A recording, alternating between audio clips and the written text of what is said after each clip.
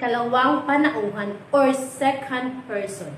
Tumutukoy ito sa taong kinakausap. Like, first, ikaw, ka, mo.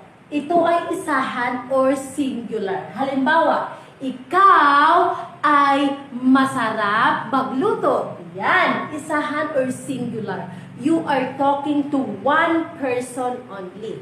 Next is kayo, ninyo, inyo. Maramihan or plural.